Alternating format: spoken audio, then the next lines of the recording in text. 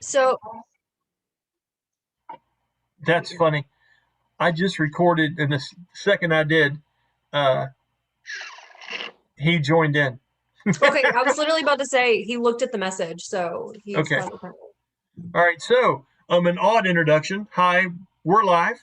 I'm Brian Kynes, the creator of the Tales of Ulran campaign setting, which I've kind of wrote. We use Dungeons and Dragons 5th edition to tell our stories, and awesome people all around me help create these stories with me, one game at a time. We are just now joined by Hunter, and I almost wish you had a character named Tex Woods. That just sounds awesome. That would be the way to do it. But he'll be playing the Earth Genasi monk Calibahn, as Jeremy has helped me remember from the Temple of Doom movie. That's stuck in my head now, buddy. Yes. We've also got Heather and Kara up here. We've been going through some math, and Kara's helping keeping me straightened out and keeping me honest on Sylowen's armor points. We just did some math. On the other side of me, I've got Daniel McGuffey. He's going to be playing the role of Dayhon. It's going to be interesting. He hasn't played Dayhon in a while since certain things have happened. So we'll see how all that plays out. We've also got Jeremy Keaton, which will be playing the construct, the angelic construct Brahmas, that is piloted by Mirk, the fallen paladin. We have Alex, which will be playing the Spirit Walker Oma, which is a summoner slash cleric class. And lastly, but certainly not least, the always fading into shadows, always have something sarcastic to say, it's Sha-dae. He'll be playing the ever-changing changeling, I guess the best way to put it, which is a rogue monk dual class. More rogues than monk now, correct? Close. It's close. Okay. Close, yeah. So we have a lot going on, and I'm excited about it. And I know that we got to go through things at a crawl because we have a lot of fun in the details, but there is so much shit going on right now. We know that, and by the way, also Hunter, you are muted. So whenever you get ready to address it, just flip her down. I like the background, by the way. It's good stuff. Sorry you guys, no, it's perfectly fine. So I don't know if you weren't here on the last time we played, but Sylowen jumped in between you two as you dropped both your spear and your quarterstaff and put your fists up and ready to do battle. Thank God you didn't stick them in the floor as we discussed earlier. And Sha-dae was getting ready to come through, and I did what I thought was some pretty good impersonating of Sha-dae's character. And Sylowen and Tamyra both teamed up and rolled checks to see if they could get you guys to not fight in there at that very moment. And tried to flatter you a little bit, tried to make it sound like let's move the spectacle outside or do it somewhere else. And just for the sake of everyone being able to play through this, you all begrudgingly agreed to this. But it's almost like two dogs have been pulled off each other, but the chains are still taut. You know what I mean? With that, Jeremy had all kinds of goals. You were wanting to go see someone about making a shield out of some of those remains from the Frostworm, which is going to be a Tavaster, which is going to be a great interaction. Heather and Kara were going to get some things for the room, and they wanted to find Dayhon. Priority number one, okay? Alex had just got done talking to Aeolus and giving him the very, very good news, and avoided an uncomfortable conversation with Trevedale, the other airship owner and proprietor of the Crow's Nest Bar and Saloon, if you will, and just decided to move on through. She doesn't talk strangers. She wasn't having any of that shit. Just because it's been a little bit, I like to give Danny a little update. Let's see where he's at. So whatever searching that these two do can be fruitful in some way. Danny. After a night of celebrating victory over the shadow goblins and doing fairly well in your ability rolls and checks, you awoke and decided that you would go get a bite to eat at Leah's rare and exquisite cuisine, the one that looks like an actual airship turned into a restaurant that's up in Skywatch. Sylowen joined you there with some of her newfound wealth and things like that. I think she ordered all kinds of crazy food. It was really good. You guys didn't have that awkward silence that some people do in teenage dramas. It was actually a pretty decent conversation, but it was a Dayhon conversation. It was somewhat gruff. I remember Solaris, the Jeff Goldblum veiled elf, sit down and make conversation with you guys and annoyed the hell out of Dayhon. He really just wanted to kind of talk to Sylowen and wished him to get the fuck away. After that, you were going to meet up with her at some point later, and everyone else has got together at Vander's shop and been paid for all the different things that have happened to them over the course of the last several months, and end up being quite a bit of money, especially from the king's side of things and that nature. Now, your payment went straight to Aeolus, because he's the one that dishes out the funds, and you've had conversations with him before, Dayhon. You don't care for dealing with all those kind of things. You know you want your honest wage. You know he takes care of the collateral damage and shit. He's your banker and your boss. Okay? So, I will take up with you. Let's say this. You've been doing some planning with what's his name again? Not Dorbach. I talked about last time. Did a really good job of it. The bombardier, steampunk dwarf. Oh, Dantus. Dantus, yes. Dantus actually had a real long talk with Oma on the front of the ship, and in his own kind of sly way thanked her for everything that had happened and bringing him back, kinda, and wanted to make sure that she didn't force any words out of his mouth that he would regret saying, because he was afraid he'd be held accountable by other people that have entrusted him with secrets. You know what I'm saying? So he has been talking to you about some plans for arming the ship, Dayhon, and getting some new arms and shit to have on the ship if we're going to start going on these big hunts, especially in these unknown parts of the world. At the point that this was told to your character, you weren't sure if the contract was going to be accepted between Gwenyth of the Heart of the Beast and Aeolus. It was still negotiations, and you knew that Oma was working on that. Okay? So there is a place that Aeolus has asked for you to go to see if there's anything you can do to talk this particular person into a couple favors and get some new utilities on the ship. And it is a small, gnomish character that is up in Skywatch. I'm getting ready to flip to the page now. We've never been there before, but we've talked about it. And I want to find it here real quick. Just a minute. I'll make sure I get it right. Okay. This is called Big Gun Dable'dun is the name of this place. And it's a gnomish weaponsmith that deals in things that militarize airships. He deals with ballistas. He deals with cannons. He's kind of an arcane trickster type character. A gnome that would be played by John Malkovich. Oh, nice. Okay? Yes?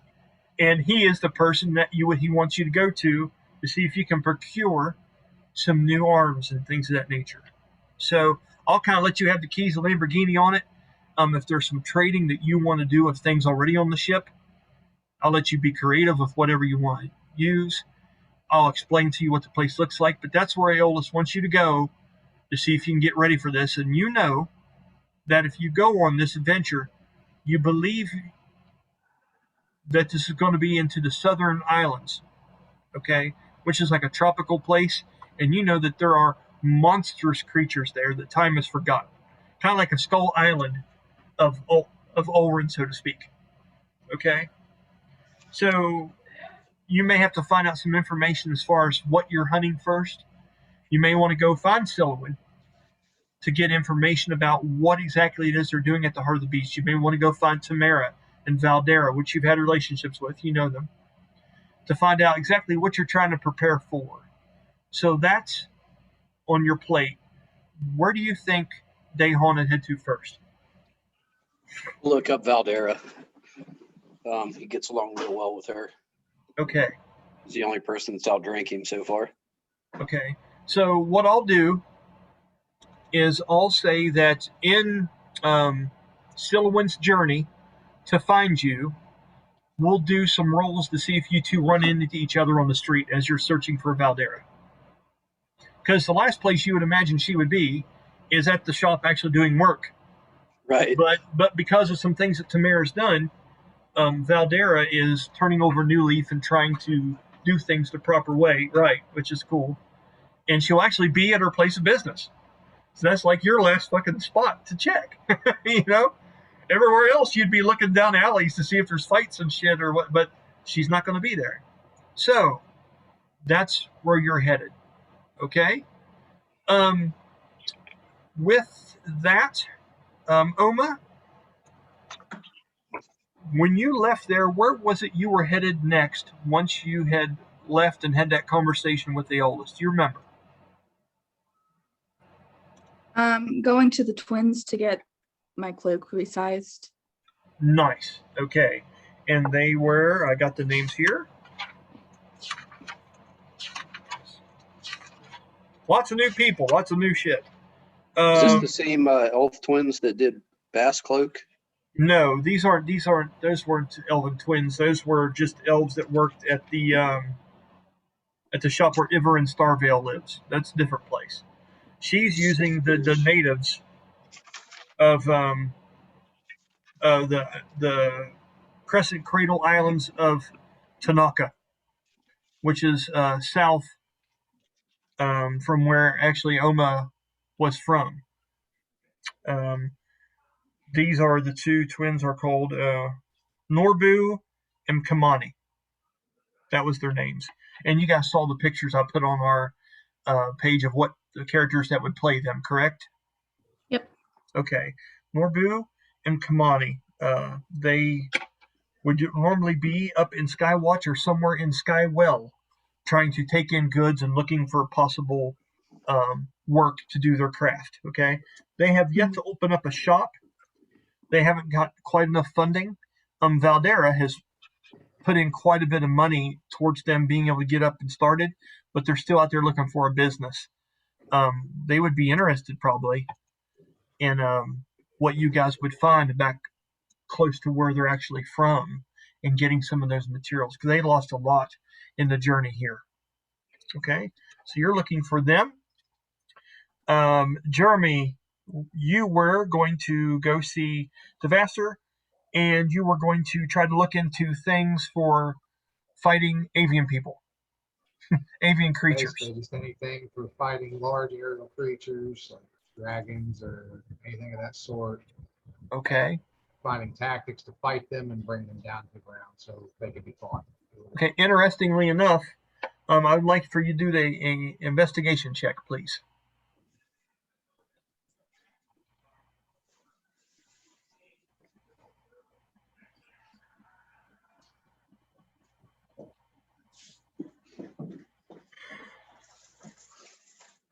Deer food. 15. As you are searching and going through books, and Embers keeps asking you, what's the next book I can get for you, with a lot of joy and excitement, helping out adventurers when she's just a child stuck there. You're over here, or actually, Vander would pipe up at some point and explain to you that if you're looking to go on this quest and you're looking for something of that nature, he goes, might I make a recommendation?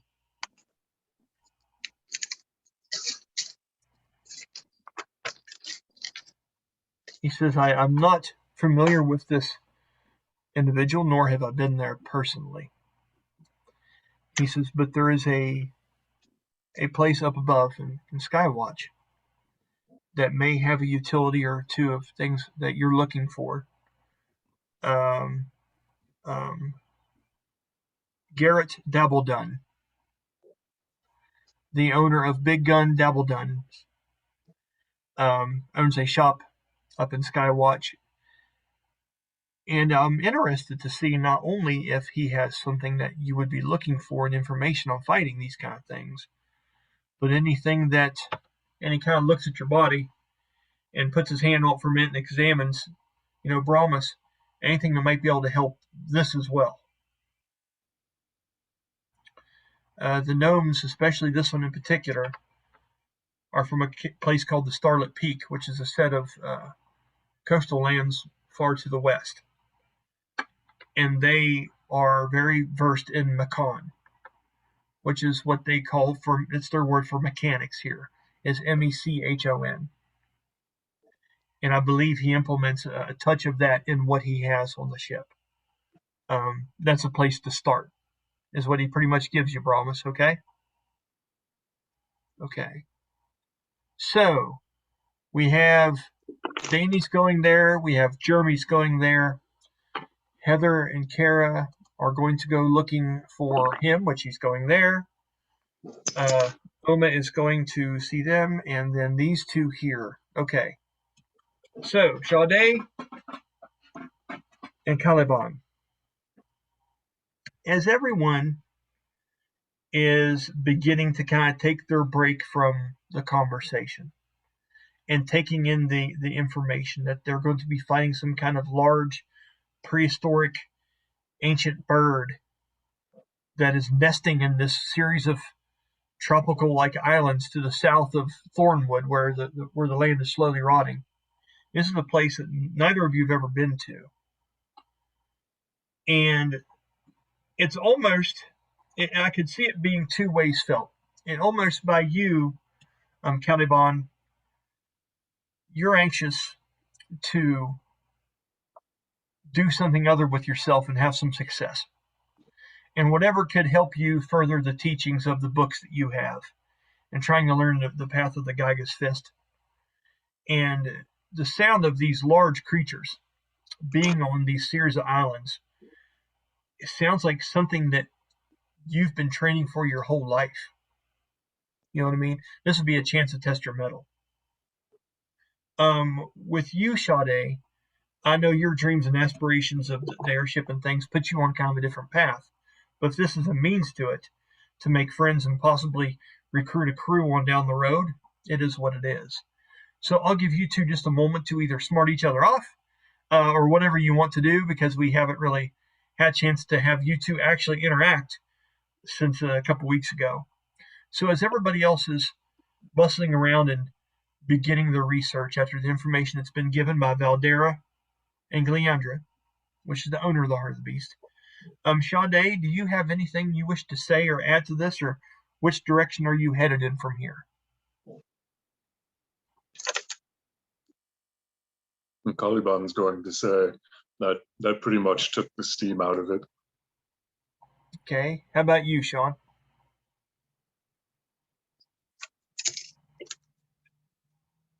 Sha-dae is just going to walk outside and cracking her knuckles and her neck. Okay. I follow. Okay. So maybe sooner than later with you two. Well, first off, I grab my spear and my quarterstaff.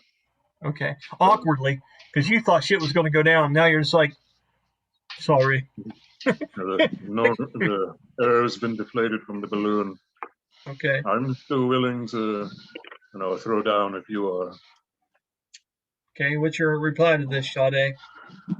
I have a sordid history with your kind. Your kind? I just want to see what you're made of. What do you mean, you people? So, having said that, do you two want to roll initiative, or are you just going to do this right here in the main part of the street? I mean, it's up to you. Nope. I have no time like the present. Yeah. Okay. we'll do that. So, Sha-dae, you guys talked them down long enough to get them out the door. Or not Sha-dae, sorry, Sylowen and Tamyra. That was just enough to get it outside of the facility. As this happens, Am I still here? Or have we already left? you two are. Do you want to have already left, or you want to still be in the back? I feel like preparing to we're leave? walking away, and then when it starts, we hear it. So we want to see this. Yeah, we're gonna watch Okay. it, but we're not gonna I'm not getting involved again. I've already tried. Right on. Okay, so I'll give you a moment to do some role play here.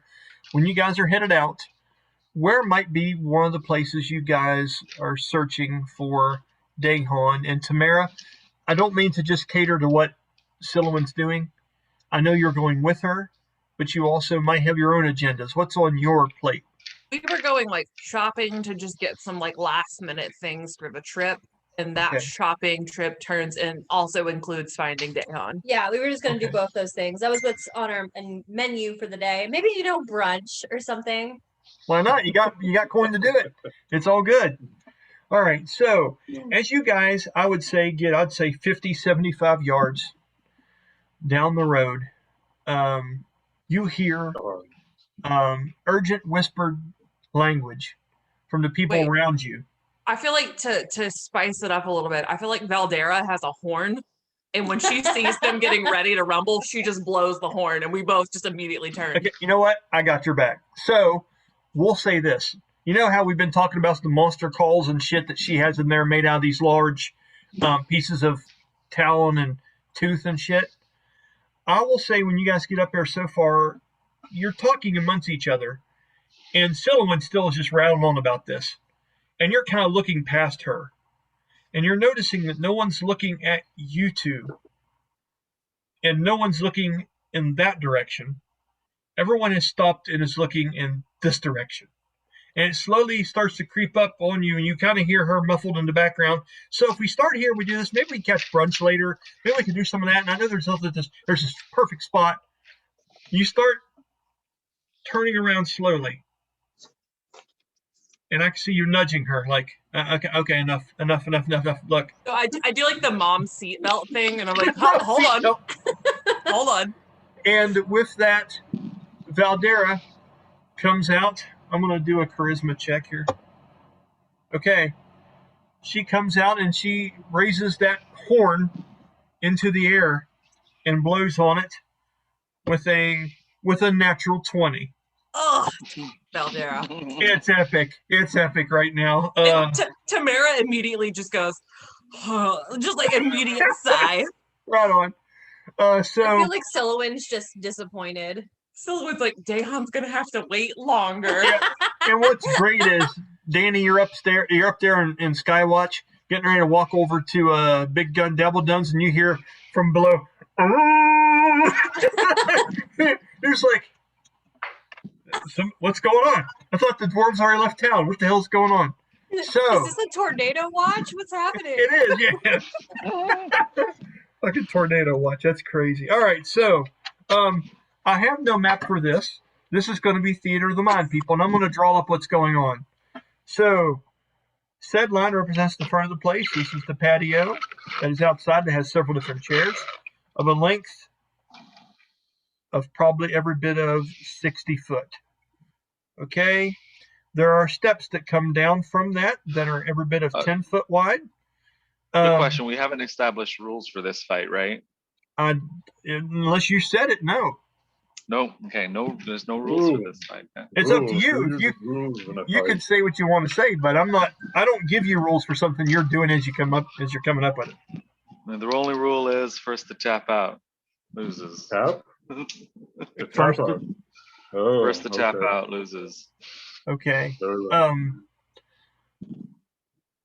Valdera, after blowing that horn, tucks it away. What is your all's response to that shit? I mean, you didn't know this is going to be, it has begun, like kind of shit. But that's what's happened. I'm going to say that, you know how there's these large water fountains out in the middle of the courtyard, correct? Okay. I'm going to say the edge of the largest fountain, and these usually have the statue depictions of several people that have either heroes that have fought in the battle versus the giants to the north, or gladiator champions and things of that nature. I'm going to say the courtyard from the steps of the Heart of the Beast to there is going to be 60 foot. All right. And there's a large stone water fountain over there that has a soldier depicted with what looks like to be relics and bones of a giant that he carries and dragging by a chain.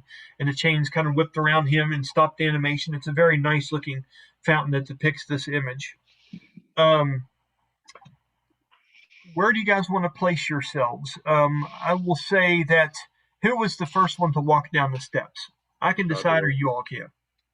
Sha-dae was the first to walk down. Okay. Calibahn followed.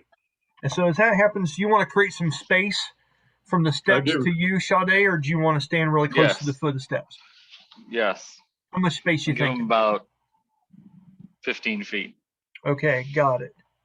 Calibahn moves 20 the opposite direction. Okay, now if you move 20 the opposite direction, you'd be back in the shop. Oh, no, I mean, So like, is it a one-way street? Or like No, usually this is like a 60 foot wide. Then you have a central fountain, and there's 60 foot on the other side. These are very wide passageways that go through the center of town. Oh, okay. They have intricately put together stonework on the ground, almost handcrafted to fit. There are large, wide streets, almost like a tourist attraction in this place. Okay. Is there any chance Dayhon would have recognized that as Valdera's horn, since he is looking for her? Well, it's not particularly her horn, but it's one that she has new to this deal. Just for the hell of it, I will let you roll a history check because you're used to doing some of this shit. It's going to take a DC of 20 for you to get it, though. Got it. What'd you get? Got a nat 20. You fucker. It sounds like it's coming from that direction. Even being up there where you're at, I'm going to say you're able to spread out. With that history and perception check combined, I'm going to say you're looking into that area. You wouldn't visibly be able to see this because of the clouds that's in between the top there and the bottom. But you get that that's some kind of warning horn that's went off from the Heart of the Beast and things that you've seen in there before. Your people have made horns and things like this where you're from, Danny. So now I'm going to say it would take you a while to get down there. You can either do that or go about your business. It's up to you. Well, he was going to ask Valdera before he went, so he could get some idea on the weapons that he needs. Okay. So, you are headed that direction. With what kind of haste are you taking to get down there? He'll go as fast as he can. I mean, he'll jog. He's a big guy. He doesn't do a lot of running. I get it. Okay, it's going to take you at least 15 minutes to get there. Okay? Yeah, he's going to have to stop and breathe going down the steps. Yeah, right. That's what I'm saying. So you have that. Go ahead, Jeremy. You're good. Okay, so with that, you're going to go 20 foot the other direction, correct, Hunter? I'll make it an even 15. Even 15. Yeah. Okay, I'm going to move you from the stairway over. You would kind of be walking a wide arc around Sha-dae, looking at her, preparing yourself.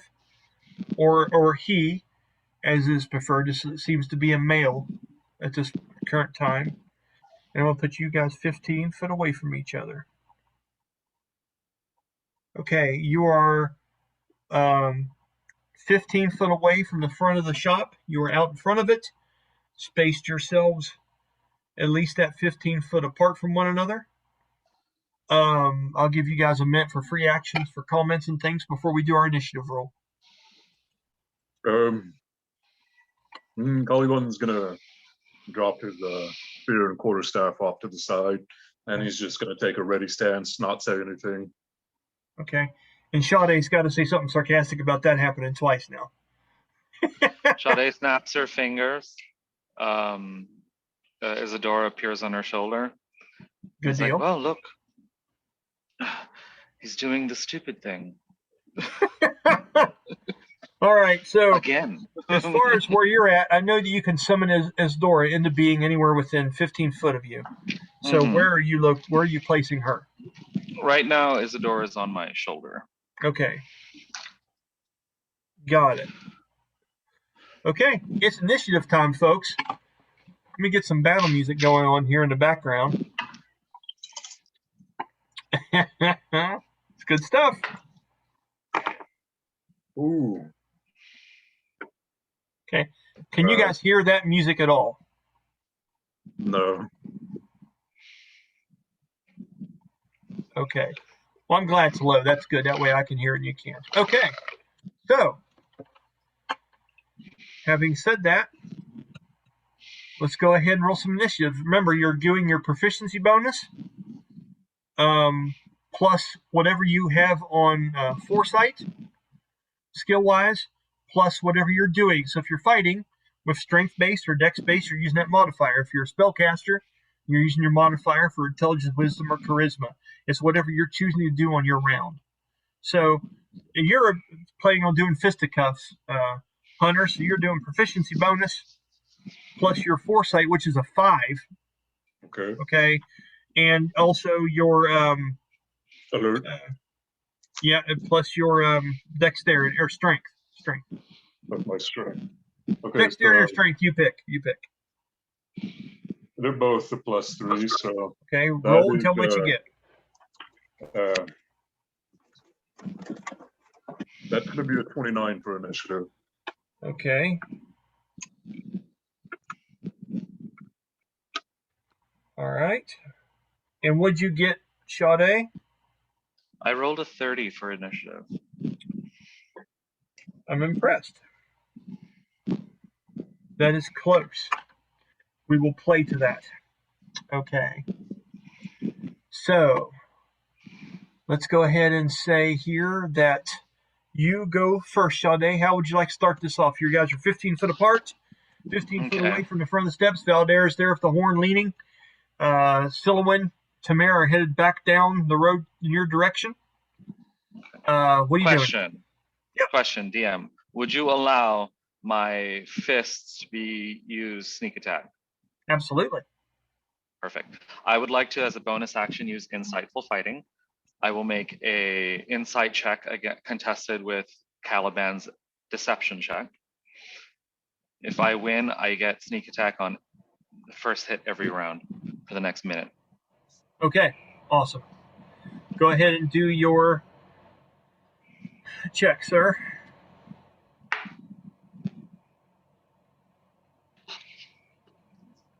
That is a 19. 19 for you. Contested by Hunter's check, which is what again? Deception. Deception. Go ahead. And this is him trying to sell what he's doing. That's the concept of this, correct? Mm-hmm. Okay. And that lasts for a minute? Yep. Okay. Where's that? I'm just curious. Where's that at, actually? Insightful fighting, Inquisitive Rogue. Okay. It would be under the Inquisitive Rogue. It would be, I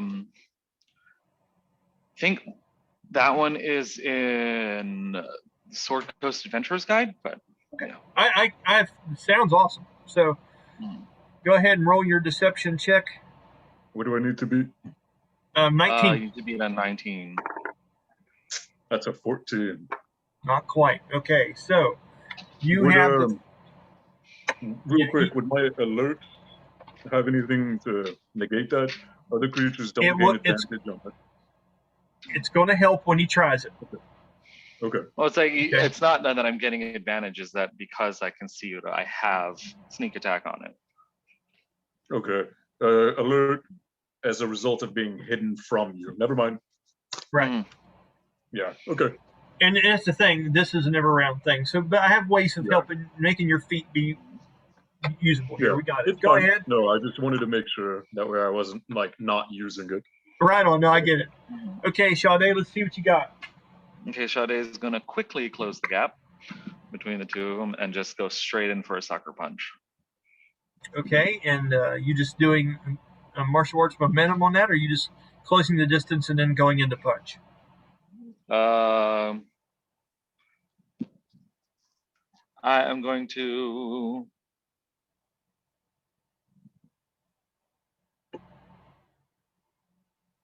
do a spinning strike. Nice. Describe the strike, and then go ahead and roll your acrobatics check for it to see how well you do it.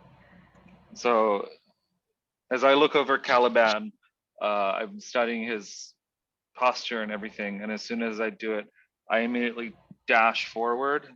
Yep. And as the door kind of like takes off and hovers over me, as I close the distance, and immediately go in with a spinning backhand. Nice. That is a 18. That is a 29 to hit.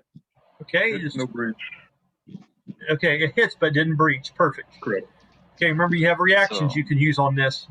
Yeah. Okay. All right, so And- go ahead and roll your Sorry, damage plus your Um, backspin damage.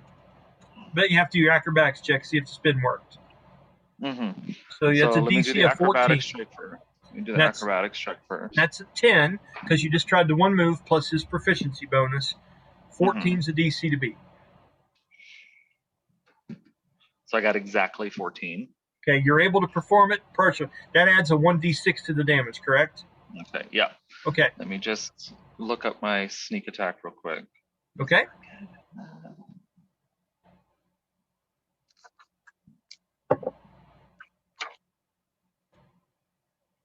So I'm a level 3 rogue, so I'll just sneak attack. Sorry, this computer's being a little slow. It's all good, bud. It just gives Karen and Heather more time to have a couple drinks. You're perfectly fine. You just take your time, buddy. That's it. Okay, so my sneak That attack at is third it. level gets 2d6, so that's total 4d6 damage. Absolutely, plus your bonuses. Yeah.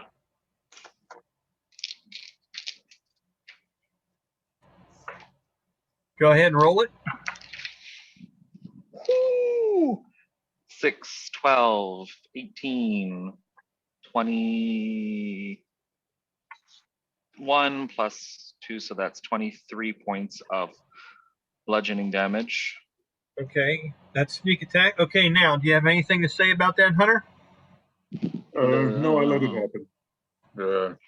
I just look, I watch it hit, Okay, watch the fist connect, and and that comes off your armor points, and you would take that 23 is non-lethal. So what's your non-lethal damage threshold? I'm trying to. It's 2 plus your Constitution modifier. 5.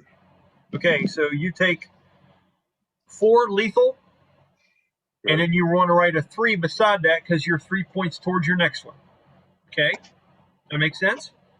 Yes. Okay, and that is just the first attack. Okay. Okay, so you're taking that 23 off your armor points. All right, Mm-hmm. Sha-dae, And then he continue. has to make a Constitution saving throw. Correct, or else he's stunned, correct, or dazed, I should Dazed, say. yeah. Okay, all right. Constitution save to see if he was able to daze you with that off-kilter attack. That's a 6. Now, did you add your bonuses to it already?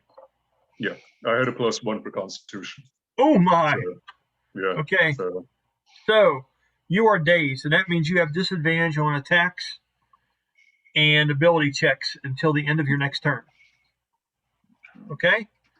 And I Okay. think dazed you have half movement. Okay. Okay. Well, there's still more attacks. Oh, there's more to come. I'm sorry. Oh Okay. yeah. Okay. Then Remember, you Sha-dae have those goes to hit him. reactions. Sha-dae goes to hit him again with another punch. And this one's not sneak attack, and you're No, not. this And one's you're regular. adding anything to it? Okay. A little So bit of that's what your a- character put Brahmas through. It's 30 to hit. Okay. Does that breach you, buddy? 30. No, it hits no breach. Okay. So you're finding that you're hitting past the defenses of him, Mhm. and you're getting past, but you're realizing that he is literally a rock. There is a Mhm. thin layer of that, and everywhere you're hitting, it's not feeling quite the way you want it to. Go ahead and roll your damage for that attack. And then weapons master. There you go. You want to turn it into a crit, or you just go add it to damage?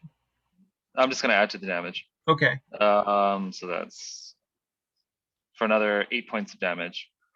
Okay, And that's then I'm gonna take a okay. third hit. Okay. 1, 2, 3. Roll. That is a 25 to hit. Does that get past your armor No class breach. primary? No. Okay. Oh, my armor class is primary is 22. Okay, so you got past his outward defenses again, but you're still hitting the mountain. You're still lighting it up. Okay, what's the damage on this one? And that's 4. That's 4. Okay, so far right there, 100. That's 12 points of damage. That'd be 12 off your armor points, and that would be 2 plus 3. So now you take a total of 3 more lethal damage from the impact that your body's taking. Okay. That's a total of 1 lethal damage. Correct.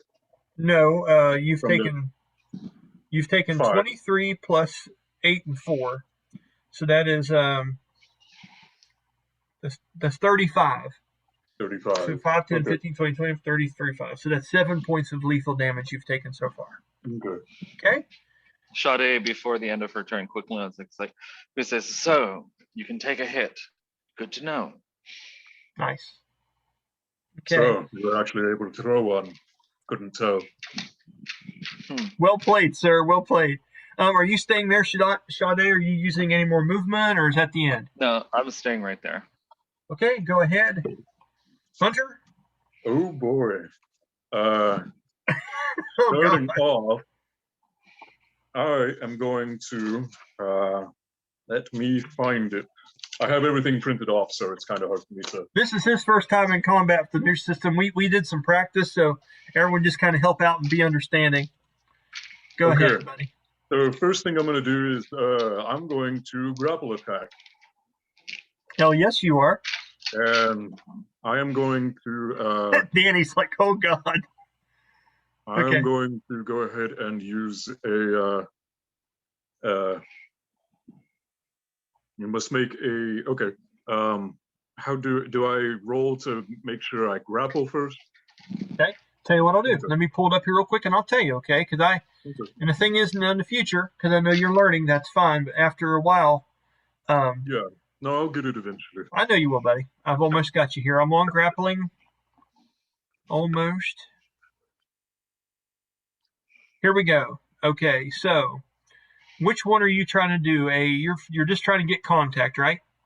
I'm trying to get the grapple initiated. Okay.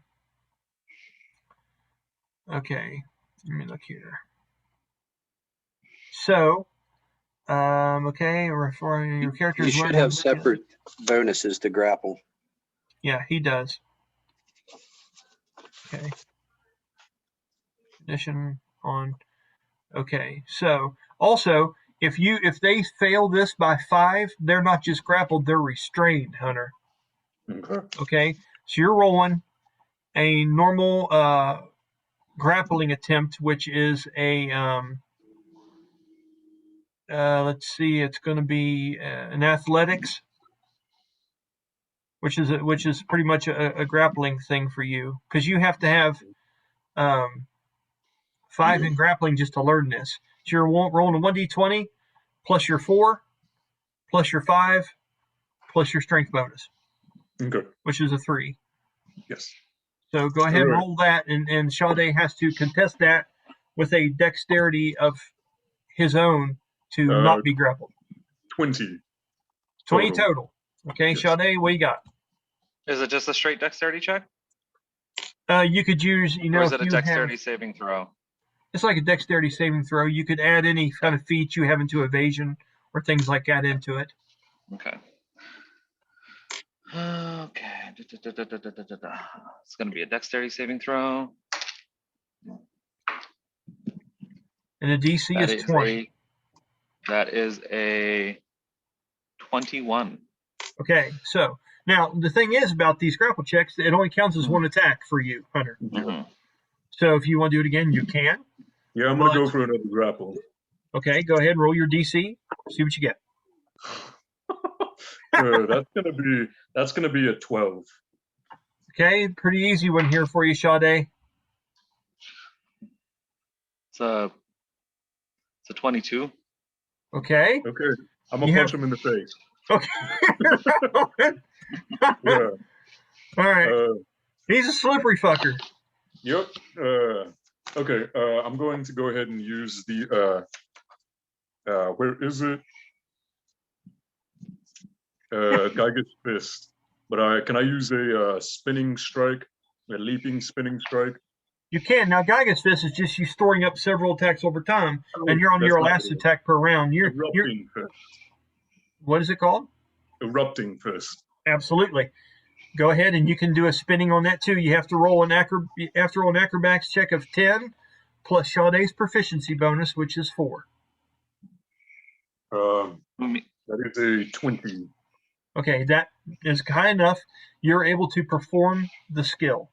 Now you have to roll the attack. Okay. Make sure to minus your key points as you go. Yes. That is a 21 to hit. Okay, does that hit or breach? Sha-dae would like to use a reaction to do elusive step. Nicely done. And tell me, work us through it and tell me what's happening. So the DC for this roll, so it's a reaction to completely elude an attack. So the DC is 1d10 plus 10, and my proficiency bonus, my dex modifier, and any skills I have. And you have to outdo his attack roll. Yes. Pretty much, correct? Okay, and your attack roll was what there, Hunter? 20. 20. All right. 20. So it's 10 plus 1d10 in your bonuses. Go ahead. Okay. So 4 Elusive step is a son of a bitch if you do it well. It makes it rough, man. Evasion is 18 plus my dex modifier, which is another 4, so that makes it 22. You're already out of it. Yeah, I'm already out of it. Okay.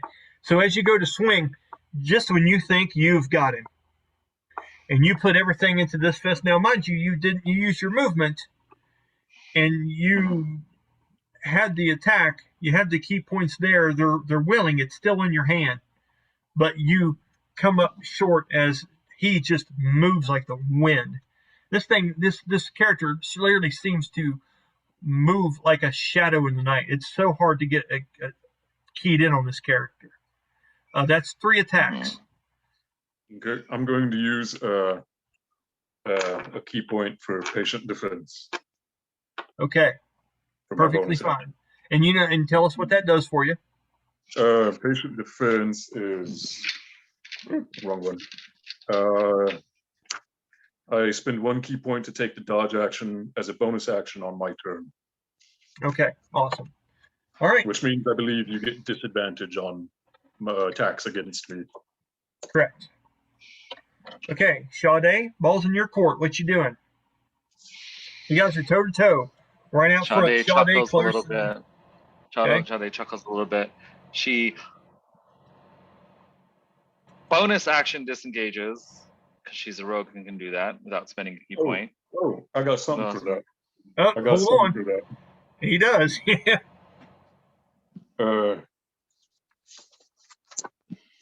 Sentinel.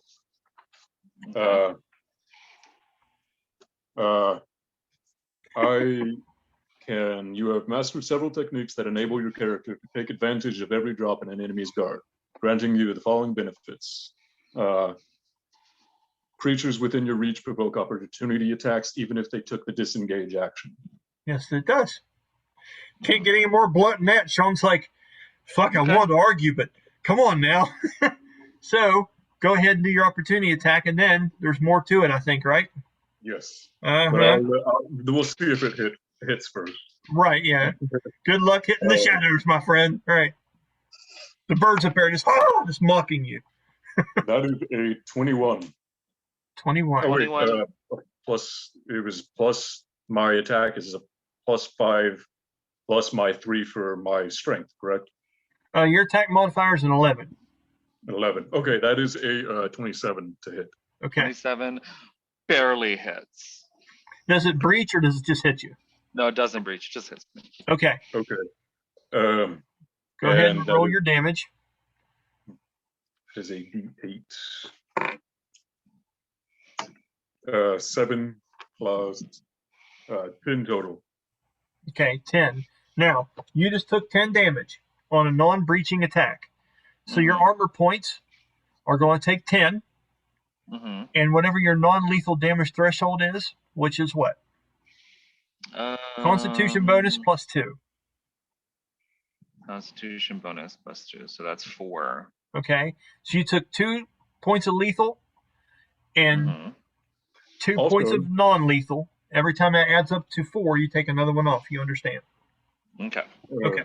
Now that you have been hit by my sentinel, your speed drops to 0 for the rest of the turn.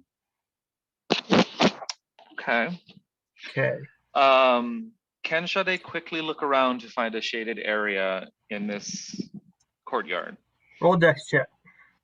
Or no, sorry, perception. Perception. Perception, nat 20 for a You total see shadows everywhere. Okay. It's all shadows. Okay. So she makes a quick comment. He makes a quick comment. So you can at least keep somebody in play. It's in play. How can you see in the dark? She tests action to cast 2 use key points to cast a darkness centered on his forehead. Nice, right on the compass. Okay. Yeah. So darkness is cast on your forehead. Now that's still does that still move with him? Because I mean you can't cast it on living things, can you? No, I can center it on any point. So I center it on his forehead. Okay.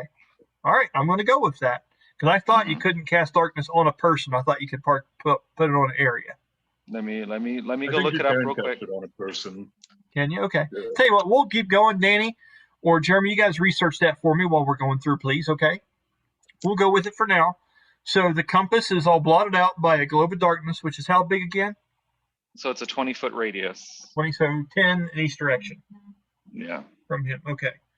Yeah. All right. So, that was your. What kind of action was it to cast that? That was my regular action. Okay, and you still have bonus, and you have steadfast assault. No. Like I used well, if he I used my bonus action to disengage, which triggered a sentinel. So I lost my bonus action. So that was just a normal attack. Okay, because you were going to jump to the shadow, but you can't because of that. Yeah, I can't but I shrouded us both in darkness. Okay, awesome. Is that the end of your turn? Yes. Okay. All right. Calibahn, you are up, sir. Okay. You're in the nighttime now, buddy. Sha-dae's just Batman in your ass right now. Why are you trying to kill me? Why are you trying to kill me? You only adopted the darkness. Okay. You only adopted. Why did you say Martha? That's good. I'm going to go ahead and try a slam grapple. Okay, so you're just reaching out because you know this person's close to you. Now this grapple, this roll has disadvantage because you don't have blind fighting. So you roll 2 d20s, lowest one, plus your. Can I use my observant, or not my observant, my my observant with my +5 bonus to passive perception? Well, you can't see. Okay. It's hard to observe something when you can't look at it. Can't use any senses, no hear sound. Okay. Sure, you can roll good on one of the d20s. Okay. 14, not adding anything. Was that the highest? Was that the lowest of the two? That was the first. The 13. So plus 11 is a 22, 24. Sorry. Your grapple's different. Remember. Yes. It's not just the 11. It's your proficiency bonus, your strength, and then 5 for your skill points on grappling. Yes. Oh, so that's on top of the 11? No, that's just separate. It's a separate thing. So I think that's 12. Okay, so that would be a 25. Yeah, so write that down. Grappling is a 12 for you. Okay. Okay. So you gotta do a dexterity. That's a DC dexterity check to see if you can get the hell out of there and not be held on to by this fool. As he's reaching out in the dark, he's not wanting to let you go. Does Sha-dae have disadvantage on that because they're in darkness as well? Yes. No, you have an ability to see in that, don't you, Sha-dae? Or not? I don't. In I do magical not have an darkness? ability. I do Well, not okay. have an ability to see magical darkness. Nope. So you'd have disadvantage on trying to Escape the grapple. yeah. Okay, so that is a total of 10. Okay. You have a hold of the elusive shadow, sir. What would you like to do with it? Holding the front of the cloak, I'll grab a sleeve and I'll sweep the legs, pin the back of the neck to the ground, and then I'll just start punching the face. Okay. Now remember, that sounds awesome, but there's only certain moves you can do. So you can say things for theatrics, but which one of those things are you trying to do? Slam. Yeah. Just slam. Okay. That will work. Which has a chance of stunning and even possibly paralyzing your foe. Correct. Slammed opponent suffers 1d6 plus 1.5 times your normal unarmed combat damage bonuses and land anywhere you choose within 5 feet of your location. Very good. So you already have the grapple, so now you're just doing the slam. Correct. Correct. Slammed opponent. Additionally, the target must succeed a con saving throw DC 10 or 1d20 plus your strength plus proficiency, which is a 7. If failed, they suffer the dazed condition until the end of their next turn. Yep. Okay, so go ahead and roll 1d20 and add your 7 to it and tell us what the DC is for him not to be 17. 17. So that's your DC. And I'm making just a Constitution saving throw? Yes. Yeah. 17 exactly. Okay, so you take the damage, which is the 1d6 plus your strength plus 11. Your strength bonus is what? My strength bonus is 3. So we're going to make this a 4. It's plus 1.5. So yeah, so it's 1d6 plus 5 for the slam. That is I rolled a 4, 8. Okay, it's 8 points of bludgeoning damage, and Sha-dae is prone. Correct. Which means I get which would mean I get a flat roll against attacks, correct? Because I'm still at disadvantage. Okay. I believe so, yes. Okay. I still does that 8 damage goes to my armor? I rolled a 26 or 27 to hit. Then you would take 2 lethal from that. You know how to do that, correct? Because you took 8, so you know. There you go. Okay. I still have 2 regular attacks, correct? Yes, sir. Okay. You still have the grapple. Okay. Can I use my erupting fist to attack? Actually, no. I'm going to use my quake fist. Oh my. Okay. Yeah. So go ahead and roll your attack of countering disadvantage and advantage. You just roll regular attack against this. You know you threw him right down at your feet. That is a natural 20. Oh my. So what? That's a 31 altogether. 31. Okay. Is that a breaching hit, Sean? No. Barely misses my breach threshold. Okay. Now in this, what is the breaking point of that armor? It only has about 10. Like if he hits more than 10 points, then the armor breaks. So okay, so we're going to deduct 10 off this when you do it because this is how he said it. Okay, so talk me through it. Do your damage, buddy. Let's see what happens. Okay. I'm going to use 2 key points, which is 1d6. Total breaking point can be surpassed is 1d6.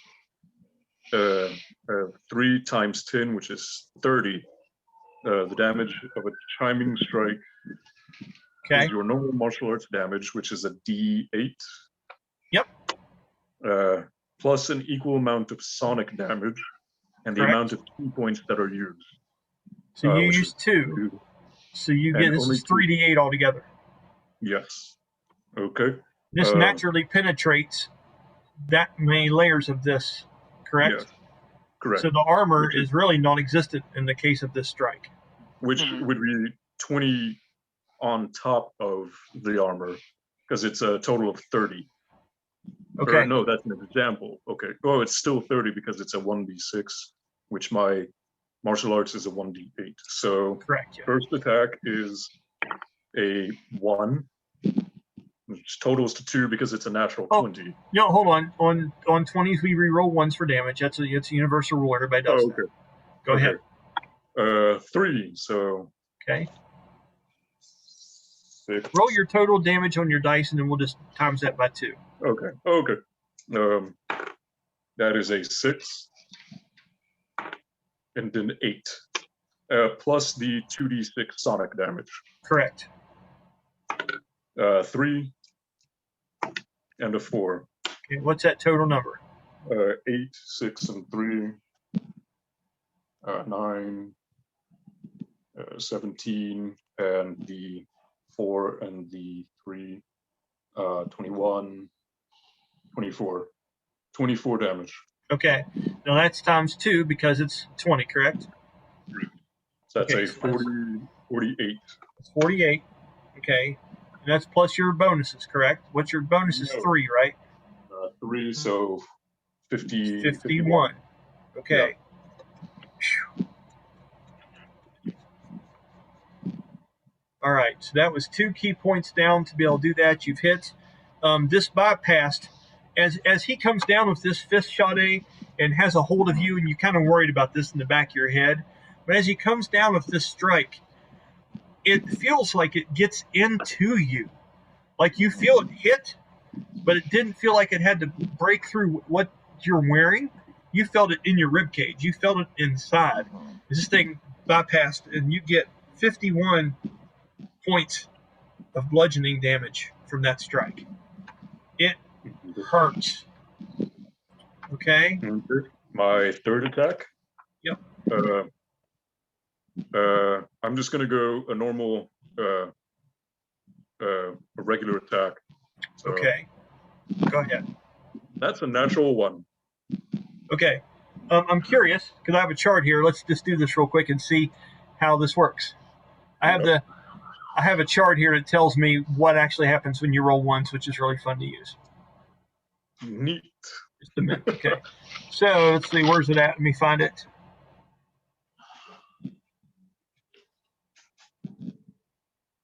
Just a minute, guys. I apologize. Broken armor, template to roll and breathe. Get pressure. Evasion, block, and parry.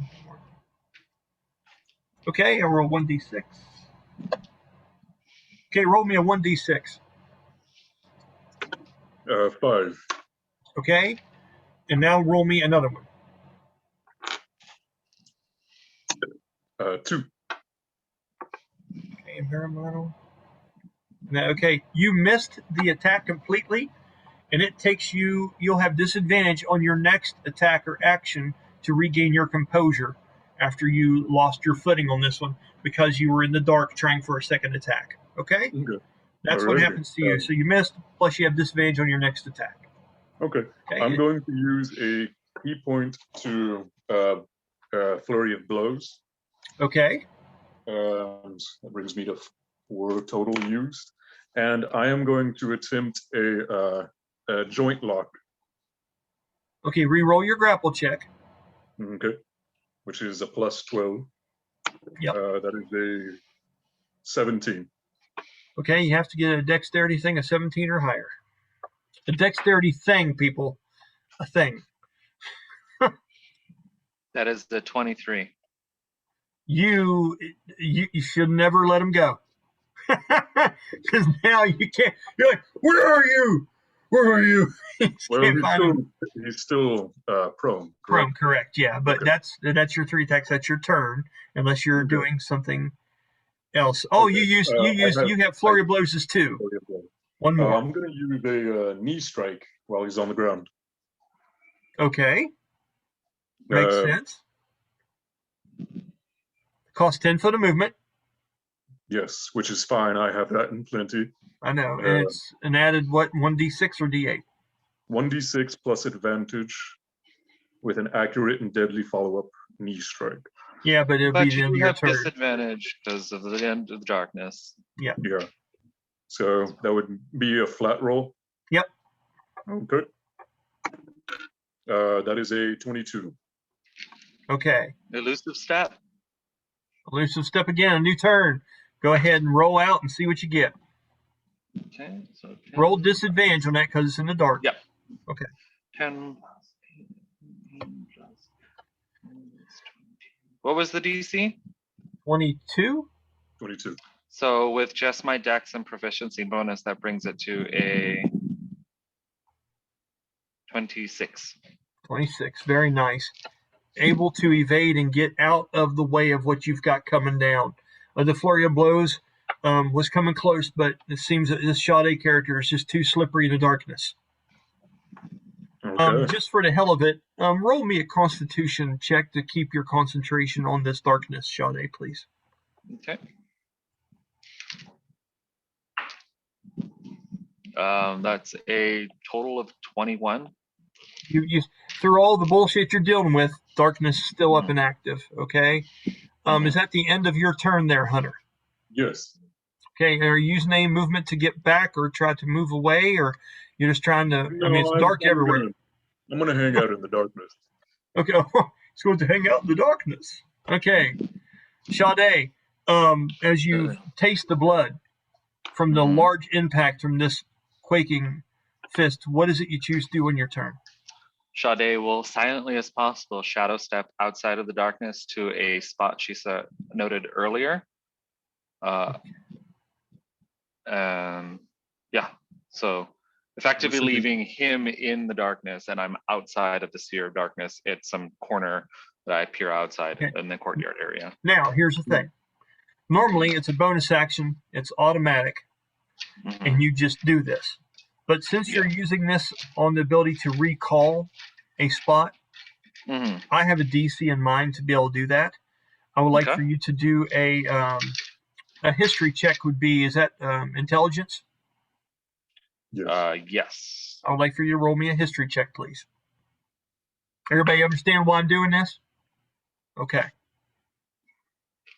That is I get a +7 history, so a total of 25. You do very well. What kind of shadow? You can create something, or I can give you some options. I know what your range is. You know, you're 15 foot away from the shop. You're quite a ways from the fountain. There's other people there. There's Valdera standing on the steps, or you can be creative and make something up. I want to appear back inside the shop. Okay.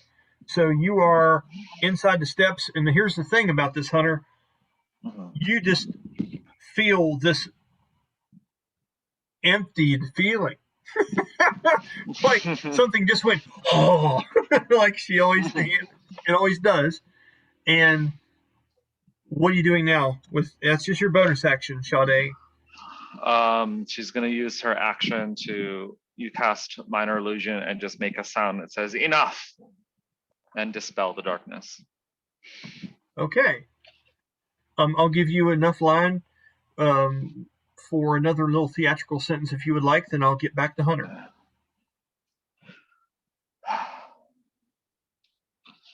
I approve. You can come along. Okay. She kind of stifles a cough of blood. Okay, at that point, Valdera comes over to you softly and hands a bar rag to you from behind her back as she kind of steps over to you and lowers the horn. And she whispers to you, "Not as bad as I thought it would be." And gives you kind of a nod. Do a performance check. I want to see if anyone can see your lips move when you do that. You're like, "Oh, it's got ass check." 15. Pulls it off unless anyone's really starting to stare you down. I think you did just fine. Valdera lets see the side of her smile just kind of come up into a grin. At that point, Heather and Carrie, you're just getting there in time for this globe of darkness to dissipate. And you see Sha-dae back into the steps, seeming that things may be over. Hunter, what are you doing, buddy? You didn't tap out. I grab my staff and I chuck it at her. In spite, like a kid that got a bad punch. Deflect missiles. This is great. And this is good. Roll your, so he does what? Rolls the damage. of what I it would have rolled, done if I you rolled threw to it? hit.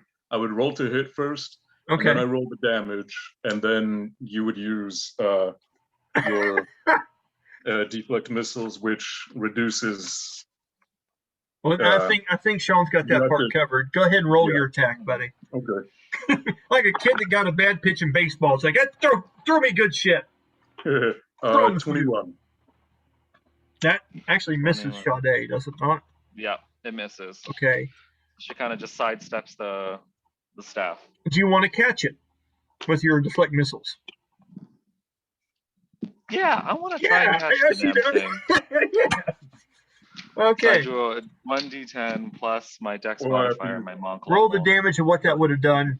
Hunter, Yeah. tell me what it was. Which is 1d6 plus your strength bonus, practically. correct. You got this, Sha-dae. You got this shit. That's a 6, so I'm pretty sure. 9. Yeah. No, So no, roll- 6 total. Oh, 6 total. Okay. 6 total. So roll to see if you're able to snatch this out of the air. Oh yeah, that's a 12 total. Okay, Or, so yeah, or you- that's wait, hold on. 4 plus 4, that's 8 plus 16, that's 14 actually.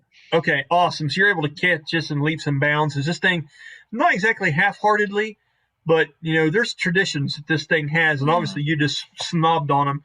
As you throw it, you just kind of snatch it out of the air. Valdera just kind of looks back with a little bit of a grimace and a little fight. It looks like she says to you under her breath again.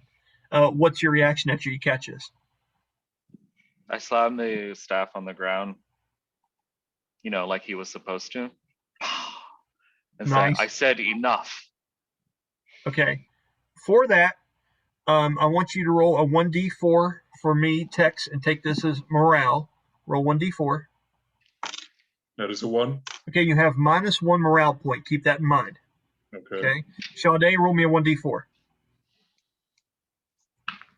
3. You have 3 for this. Okay. You get up to 10, it's an automatic point of inspiration, and it also goes towards other things. You have +3 in your morale right now. Okay? It's fun shit. I know I got all kinds of crazy shit I like throwing, but it's fun to do that. When she slams the staff down and says, I said enough, her eyes flare like red. Nicely done. Little And it's voodoo. not minor illusion, it's her eyes are actually changing to red. Okay. Hunter, Calibahn's response to this after you've chucked this and had it snatched out of the air. You challenge me, you take 1 good hit, and then you're done? Disappointing. Valdera puts her hand on your shoulder, Sha-dae, I hold up my hand for my staff. and Oh no, this eases is you mine. a little bit. No, This it's is mine not. No. now. Okay, so at that point, Valdera's easing your shoulder a little bit and whispers to you, just give him the fucking stick. Maybe the next thing he throws that'll hit it. Fine. I throw it as hard as I can back at him. Okay. Deflect missile. Please, by all means. Egos are bruised here, people. So what's the staff? What damage would I roll for it? I don't use the staff. It's- 1d6 plus yeah. your strength. So you just don't add your 1d6 plus my proficiency strength. bonus. Just roll a d20 Okay. and yeah. So yeah. He's gonna hit. So 1d6 plus that, that's a fucking 7. 7. It gets halfway there, almost like a mad kid throwing down like a toy. It's like, it just hits off the floor and planks around and shit. And then go ahead. Is Dayhon's exercise and cardiovascular conditioning about over? Yes. Roll a Constitution check for me. I'm gonna see if you got close. Just not long enough to see what I'd miss and have Tamyra and Sylowen run into you. 25. You're huffing and puffing, but you did okay. You're getting into the.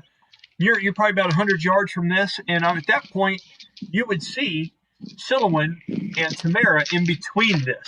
Sylowen, roll a perception check.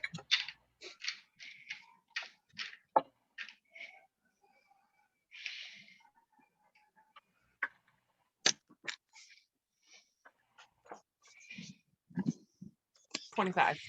Okay. You see Dayhon running to you, and you just can't help but just think he's coming to you.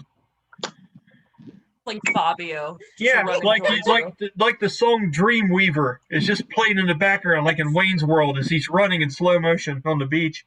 Sorry, he's running that direction. What do you do? I guess I'd be like doing that thing, like, you know, like pushing my hair back and like touch their wing again. Yeah, just like pokes my boobs out, like roll do. Roll a charisma check, please. As Alex gives you the like, I swear. That'd be a performance. I got a 21. It is. It's a performance, Danny. As you are focused on getting to this fight and finding the source of this horn, you immediately lock eyes with Sylowen for just a moment, as it seems that she is being Don't mind the tiny kitten in the background. I'm sorry. We let them it's out, all good. and It's all good. it's just chaos. It's all good. But she seems striking at just this moment, almost like it's a scene out of a book that you would have read in your cabin at some point. Just the way she is about it in the wind and all this cheesy shit, so have you. I'll give you guys that interaction, and then we'll move on to what some of the other folks are doing. So you get there, and I'm going to say you guys stop within like 25 yards of one another. Now she has got your attention, and you can see up ahead that the fight has seemed to come to a halt. You see Sha-dae throw a staff on the ground, which is weird. You're not used to that shit, Dayhon. What is it that you're doing, sir? Outside the bar? Oh, this is the Heart of the Beast outside the shop. Yeah. Is that what you're shouting, or are you just thinking this? Actually, if he catches sight of Valdera, he's like, I thought I'd find you at a bar. Okay. So are you saying that loud enough? Because she's quite a bit up ahead of y'all still. Yeah. Okay. With that, Sylowen, a tad disheartened as he has noticed you, he is still speaking to Valdera past you, almost through you, if you will. Your two's response to this, Tamyra, you're just seeing this as if you're watching the ball at a tennis match. What are you doing? Tamyra just rolls her eyes and slowly backs away. She's like, no, not even having anything to do with this. You're pulling a Sha-dae. You're just doing your thing. I love it. Okay. Dissolve into the bushes. Not even here. Okay. So with that, is there anything you wish to say, Sylowen, other than just, How's that go again, Brian? Wait, what? I didn't hear what he said. I said, how's that going again, Brian? And Brian just did that. So you're there, like, tips out, ready for Dayhon. And he's like, oh, Valdera! This is off the rails. Where's this game going? This is crazy. Okay, so I'll get back to you two. Just a minute. With that, Sha-dae and Calibahn. With that, Valdera steps up and looks to you, Calibahn, and puts her armored boot out as she steps down and looks down the steps kind of at you as you're bending over to start picking up that staff that was thrown half-heartedly halfway across it. She goes, when you get that gathered up, I got some things for you to do for me before we go in the morning, since you're coming along, right? Well, I would assume, unless y'all have qualms against me joining. Jeez, I don't think he gets it. He looks over at Sean like he knows he's in now, right? And she's saying this kind of obnoxiously out loud so you can hear it. Right. Okay, Calibahn. With that, she just kind of chuckles and turns around and walks back into the place. Okay. While this is happening, can I use my where did it go? I believe it's Inner Sanctum. To once per day, your character may channel their mantra, and it's to replenish the lost key. I'll say if you do, it takes a few moments, but I'll say when you pick up the staff, you can sit there and do that real quick if you'd like to. Go ahead and roll your DC and let's see what you get. I already rolled and I got a 13, which means I get 1 key point back. Okay, that's what you have. Good job. Okay. So as it seems like he is centering himself and trying to bring himself out of the heat of the battle moment, and calming himself before going back in here and entering. It seems somewhat respectful, actually, Sha-dae, for him to do that. What is it that you're doing as Valdera heads back into the heart of the beast and goes to grab a couple things off of the table? Sha-dae will go into the heart of the beast, following Valdera, and mutter under her breath, "Fucking Genasi, hate them." Yeah. With my passive perception. Oh my God! Try it with disadvantage. Okay. Well, passive perception. Oh, passive perception is what? I believe I have a. Because your feet is what? It is a +5 to passive perception. You so do. That is and I have a whole bunch added to perception. Sure. I mean, he can read my lips, can he, with his observant feet? Mm-hmm. But yeah, you're turned around inside the shop. Around. I was about to say you're turned around. So yeah. I'm going to say, for the sake of something, you can tell that something was muttered sarcastically, but you can't make out what it was. Okay. Okay. With that, roll my eyes, follow in. Let's go ahead and pay attention to Brahmas for just a few minutes, and then we'll get into what Alex and them's doing, and we'll try to get this all figured out. So, you are now in the middle of, you're inside when all this is going outside. You kind of, did you want to watch this? You want to say you came out to the porch to view this, or did you stay inside, Mirk? I would say he stayed inside because he already told us, like, I wouldn't do this. Okay. Okay. He still has a few sore memories that he didn't want to rewatch. Just for flavor, I'll say that when you were in there and you and Vander were talking about you going to Big Gun Dable'dun's, okay, you heard this whole yes when he was getting ready to put that fist on him, and Vander just kind of stops and rolls his eyes. Just a minute. Okay. So if that makes sense, you know, it's like the validation of, oh shit. Okay. So at that point, you are preparing to leave to go to Big Gun Dable'dun's, correct? Okay. So as you exit the building, you see Hunter's character out there coming out of a meditative state and beginning to walk up into there. It seems like he and Sha-dae are going to head that direction and counsel Valdera about a few more things that need to be prepared for tomorrow. With that, do you walk past them, talk to them, or are you going to head off to Skywatch to look for this place? I think he'd make a quick observation of the two of them just to see kind of who he would guess would have won. Okay. Almost stepdadding you, because when Brahmas looks around, it's kind of an emotionless construct, so it's kind of like, okay. And it walks on. So that works out. This is one of those, what did we learn? Let it be learned. Yeah, right on. So, okay, Sylowen, Danny. I'd like to do an insight check on Brahmas. Please do. Please do.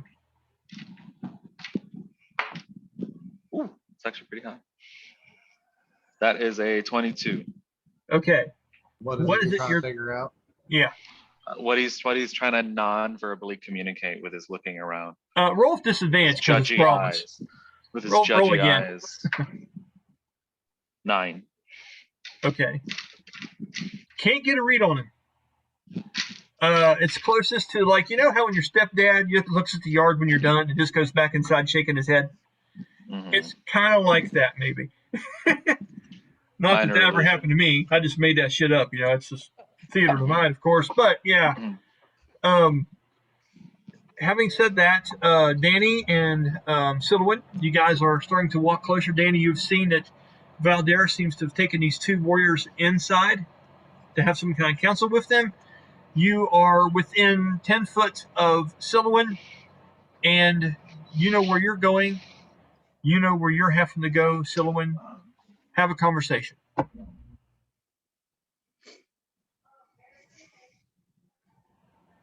Anybody, just starts. All random. I feel like Sylowen's definitely waiting. Okay. She looks like she's getting ready to say something. Okay. He says, what happened? What happened what? What do you mean? This is beautiful, people. Hmm. Do you mean the fight that just happened? Yeah, what happened? Oh, I'm pretty sure there was just like ego. Not really sure. I realized Yeah, that's muted. Aeolus is not going to put up with that shit on the ship. Well, good thing we got it out of the way now. What do you say? I wonder if they can fly. It'd be interesting to find out. Yes, we'll see. You walk upon these two having an awkward conversation. Jeremy, what are you doing? I was like, through the whole thing, all I can imagine is Sylowen just trying to strike odd poses. Oh yeah, the Trying to whole get his time. attention. I'm trying to be. Yeah. Babe, there's a cat right there. Do not sit on the kitty. It's all good. And he's not touching that one. He's just like, Okay. All right. So with that, for just sake of argument, Brahmas, are you mentioning anything about where you're going? Just trying to get this group together to head in a uniform direction? yeah, he would tell Sylowen where he's going, just to let her know if she needs anything. If that's where Hey. she's finding. As you're telling him that, Dayhon takes another deep breath and he goes, I was headed there when I heard this damn horn. I need to ask Valdera what we're fighting to arm the ship. Okay. You guys actually know this stuff, so he doesn't have to go to Valdera. Do you guys want to explain to him on the way, or you want to stop here and give him the what for on it? Like to follow me. I can explain to you on the way exactly what we're coming up against.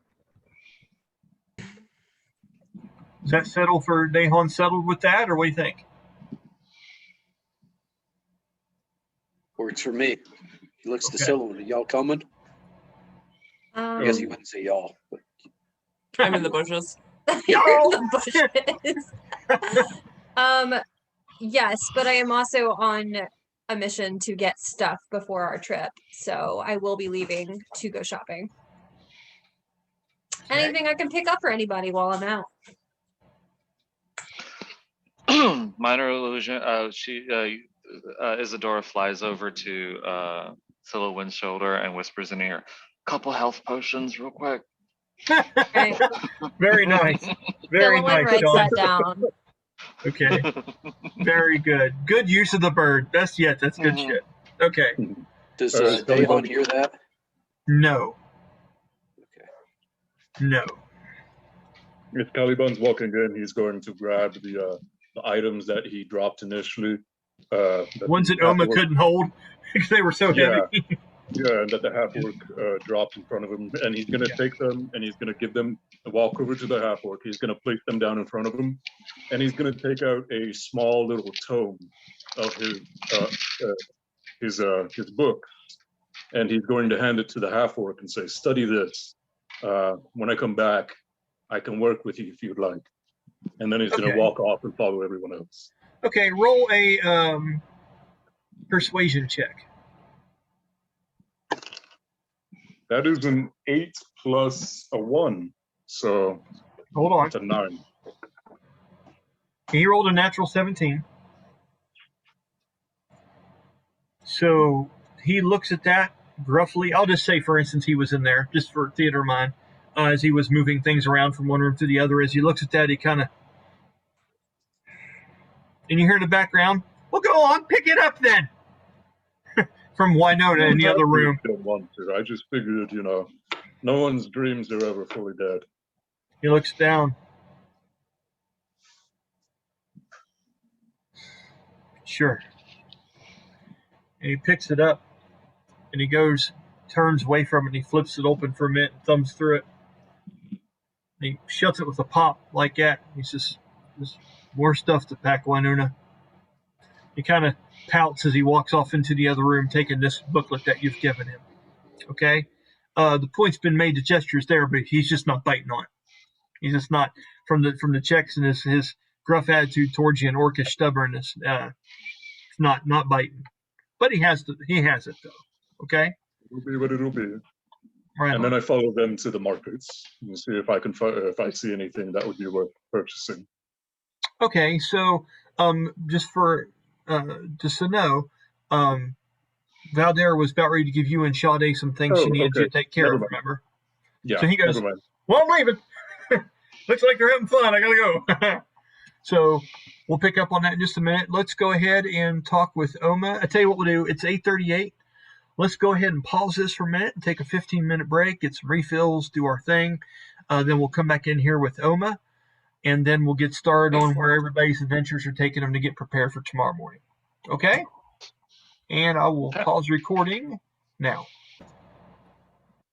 And we are recording again. Okay, so Alex, the unsung hero of this entire thing here in one way or another, you were going to go to these two folks to see about getting that tailored to fit you more specifically. And in that, you also might find some information because they are people that are from the area that we're getting ready to travel to. Okay. So now we've talked about how much involvement Oma wants to have as far as being on the crew, but also you and Dayhon are very close. You've been on adventures with him off of the ship before, and these people matter to you to some degree. As a matter of fact, Sylowen's character fascinates you quite a bit for musical prowess. As cautious as you are to be involved with people just because of the bad experience you've had, not only being ran out of your homeland, but, with the slavery issue. And Aeolus and just a handful of people are the only ones that's really been worth knowing ever since most of your folks have passed. So it's a tough decision for you. How interested do you want to be in this? Do you want to get off the ship? Do you want to be a part of that, or you just want to be a good crew member and just get them there safe and get them the fuck home? You know what I mean? It's all in your lap, okay? So, as you are headed to this place, and off in the distance you hear a loud bullhorn and decide to keep walking. As it happened earlier, you can only imagine the goofy shit that's going on down there. And as you are just getting to Skywell, and you are beginning to ascend, you hear, look out, clear path. And it's Dayhon. And he is looking ass down through this thing, trying to get to the sound of whatever that is that's happening. Do you have, Danny, you would lock eyes with Oma for just a minute. You haven't seen her much since the Dwarven Wake, which has only been about a day and a half, 2 days ago. And this would be the first time I think you've been around her since your encounter with Sylowen. You know that you and her don't have those feelings anymore. This is more of a brother-sister thing between you two. But this is that awkward moment where this is the first time you've had a chance to talk to her since all that shit went down. Is there anything, Danny, you would like to say as you are making your way down to the sound of this, you think, potential battle cry? It's this little one. Pretty sure there's some shit going down. I got to get a hold of Valdera to find out what we need on the ship. Oh, shit. Now, having said that, Oma, you're aware that you were there and listened to what all was going on as far as what they're going after to hunt. You heard pretty much all what Galander and them had to say. He seems in a hurry, but you know some of the information he wants. What are you doing? I'd tell him that we scored a contract with Leandra and to make his way to the ship when he can. So it went through, Danny. She's letting you know. Okay? That's good. That's good. Are you backwards jogging, or are you stopping for a minute? He's stopping. He'll be catching his breath for just a second, Yeah, okay, yeah, I get it. Okay. All right. With that, Oma, is there anything else, or are you going to continue heading?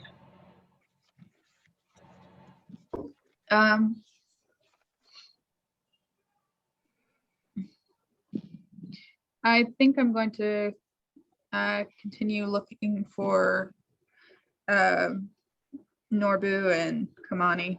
Thank you for knowing their names. It's awesome. Okay, yes. As she seems like she's determined to do something else, and even though you were in a hurry, Danny, when you descend the rest of Skywell, knowing that she didn't stop to really ask how you were, and there's things that were on your mind you could have talked to her about, you have a little bit of an empty feeling. Kind of hits you as weird knowing that she has her own life and her own shit going on now. It's not just two people from different places on a ship, just trying to find her way. She doesn't need you to have adventure. You know, she's doing her own thing, and you get kind of a tinge of that, okay, as you're going down to the heart of the beast. Alex, I would like for you to roll me a perception check, please.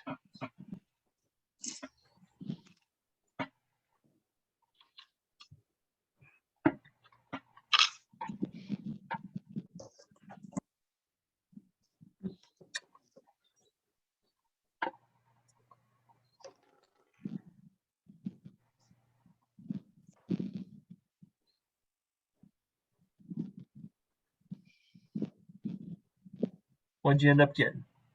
17. 17. Okay, you know some places that these two typically are. I'm going to say, we don't role play everything, but you've seen them different times up at near the top of Skywell, and then sometimes down at the bottom where they don't really have a place to make a business. But you do notice that a couple of gladiators are standing over in a corner, people that usually partake in the tournaments. One being a veiled elf, somewhat hefty, with that very light to mildly blue tinted skin and that long black hair. And he seems to be donning what looks to be some kind of large curved battle axe. But this battle axe is very unique looking. And he seems to be having a conversation with another person, which is Solaris, which you have seen up here many different times. Solaris is the veiled elf that docks in all the ships and takes care of all the money that's owed for staying there. He's the one played by Jeff Goldblum. Okay? He works directly for Trevedale, which is, the guy.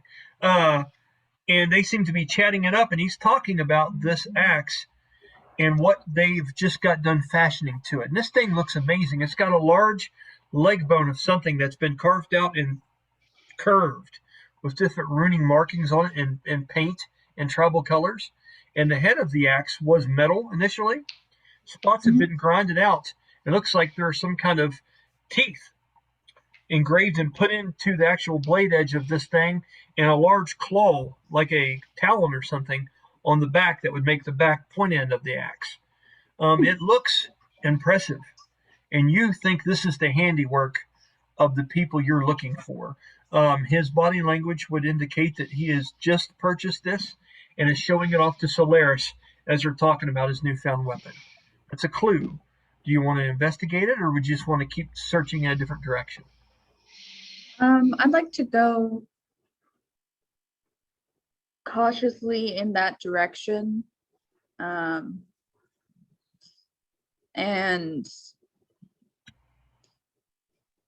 she kind of quietly say, "Excuse me, where did you get such a piece?" I've had this for quite a while, but if you're talking about the improvements, it's the twins. They've done quite a piece of work on this. Solaris, he's very smooth talking, very kind of ghostly sounding voice on this particular large elf. The other one, Solaris, over there goes, "Indeed, they do fine work. They do fun work, and they've done fun work ever since I first laid eyes on them. It's been quite impressive. Yes. Very good stuff. However, you were looking for them. Why exactly? I don't see an axe or a sword that you brandish. You are you on the market? I have a cloak that I would like. You do. It is too big. Yes, too big, and it does need some modification. I believe that would be within their field house. Don't you agree? He looks over at you, looks you up and down. It's very weird how stoic that veiled elves are, especially ones that are pretty purebred. They move almost in slow motion with a kind of very passive look on their faces, almost like their mind is somewhere else universal. And as he looks your cloak up and down and looks at the sides of it, and almost moves his mouth as if he's saying words but not releasing the sound. He goes, I believe they could do you some good with this piece. And if they do, let me know. I would have some other things tailored. I hadn't considered this option. And he looks and he goes, I believe they were just now going to Leah's to gather up some more supplies and things of that nature. Leah's is, and he's sarcastic. He doesn't sarcastically, but he begins giving you directions to where that is. But you already know where it is. So, do you want to be polite and listen, hear him out, or do you want to just be like, I've got it? I'll be polite and hear him out, Okay. but I'll just be like, yep. And the problem is, it's all good, and you do that, and then the loudmouth Solaris chimes in and won't stop. He goes, and if you've been there, if you had the Kirin Run, which you know is a popular dish, and he goes, it's definitely a staple every time I've chose to go there. All the time having the different drinks, the drinks that they have, and going in. And Leah herself is such a quandary of information of other places and other people, but at the same time, a quandary about ourselves, an intellectual stew, the stew that we all float in like little pieces of potato.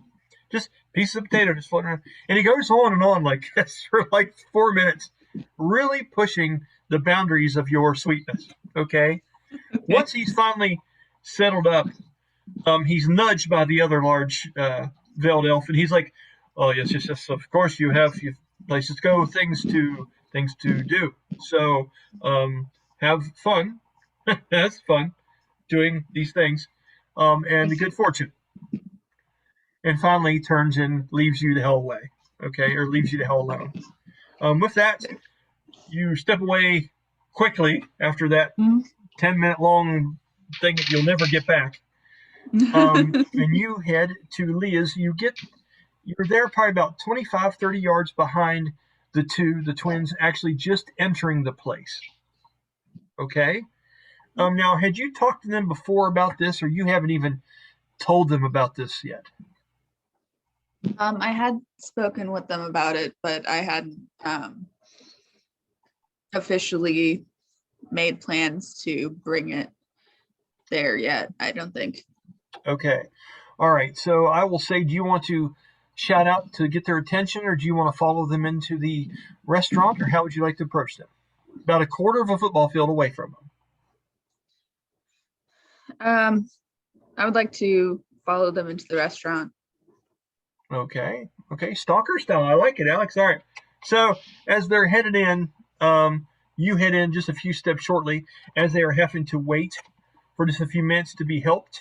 It seems like this is the weird time of day, and Leah doesn't have much help in there at this moment. Okay.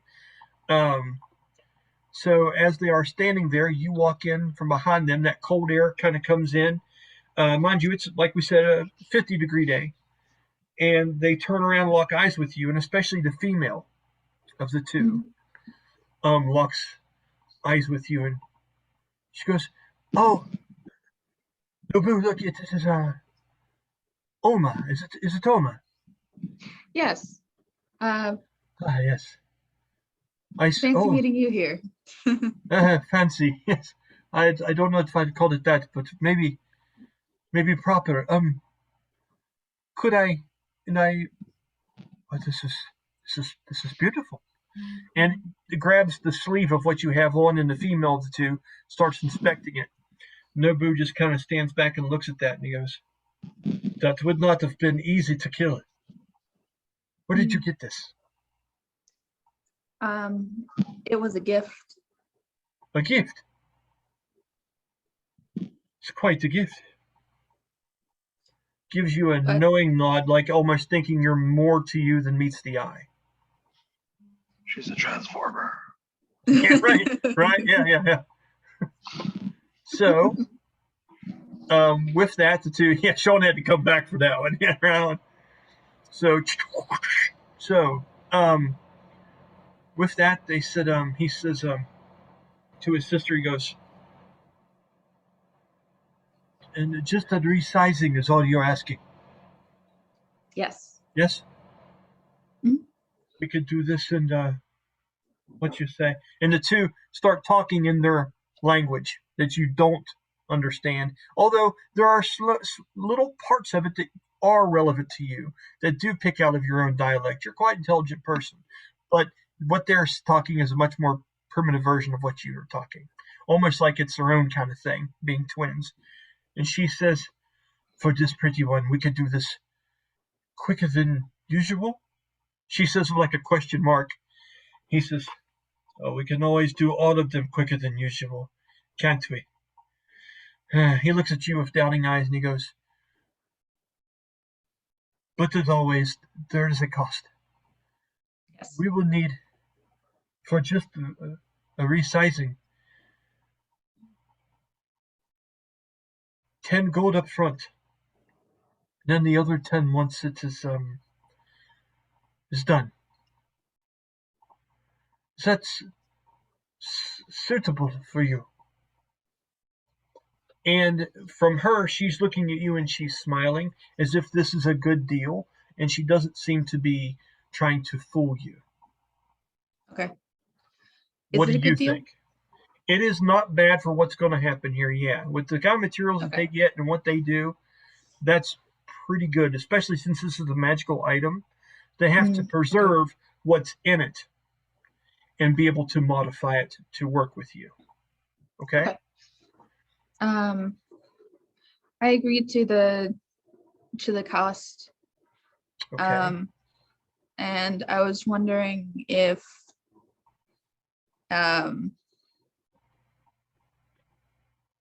there would be anything extra they could add to it.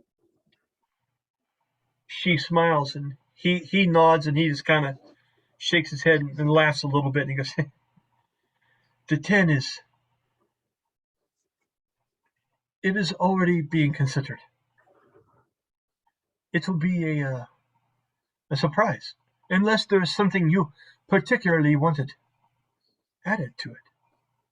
What did you have in mind?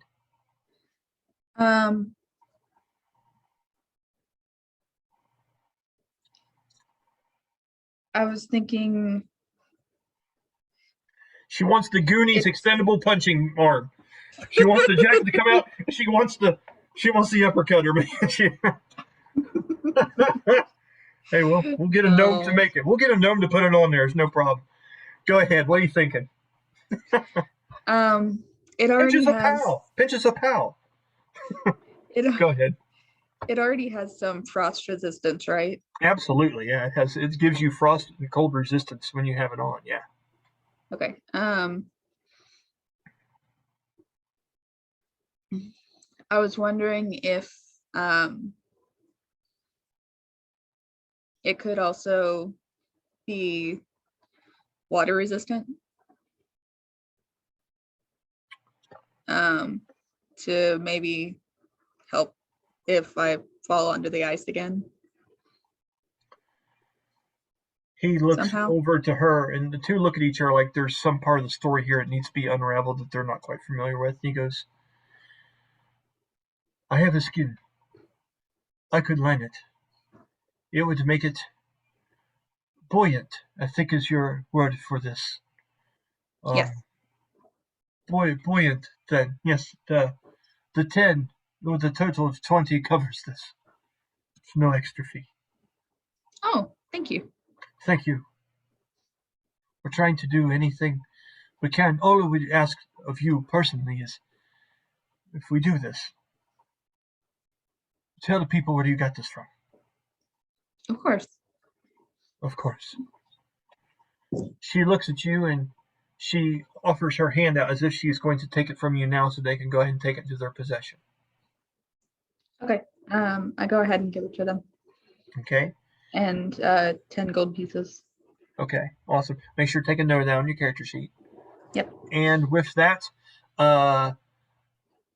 they go in to go ahead and have a bite to eat. Are you joining them? Are you leaving? Are you going to talk to Leah? What is it you're doing? Open to you. You know where Dayhon was headed. You know the group's trying to collect information and things on fighting birds and things like that. You have so many options. You can do pretty much whatever you wanted. Right. You know you have till tomorrow morning to meet up there to be on the ship. And usually you have to be there a little bit early, which you sleep on the ship. But you know there's a lot of preparations to be made. And you can do your own thing.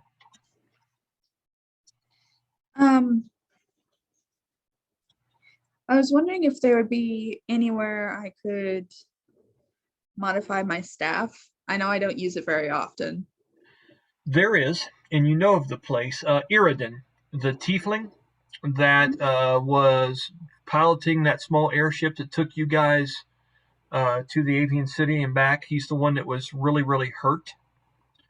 Illidan is a tiefling that works in a shop called the Devil's Own, and they work in enchanting items. It's him and what seems like an older tiefling, male, maybe in his mid-30s, and then a younger one, a female that's there, does craftsmanship, and that's on the main base level of New Gemdar. It's called the Devil's Own. Okay. I would like to go ahead and head there. Okay, we'll stop there for just a moment, and we're going to pick up with some other stuff. Okay, so Jeremy and Sylowen and Tamyra are all headed where exactly? You remember? At the shop. Which one? The big gun Dable'duns? Yeah. Okay. You were doing it because he suggested that's going to give you some input into fighting avian creatures. Okay. And Sylowen, Tamyra, what were your reasons again for going there? We were just going shopping to just grab supplies for the trip. Like nothing. I have like a lot of money. Like You do? Sylowen just wants to buy shit. Okay. Tamara's more just gonna gather like everyday needed supplies. I could potentially upgrade my gear, maybe. Okay, there's a good chance. Now, there's other places to do that, but this particular place, you never know what you'll come across. Okay? Sure. We're heading there for whatever and like anything that could happen. I don't know. We're just going to go. See what we Okay. find. So now, Danny, did you jump on that bandwagon somehow, or we still have to make that happen? Yeah, you guys had a conversation, didn't you? Yeah. So it's going to be the four of you. Okay?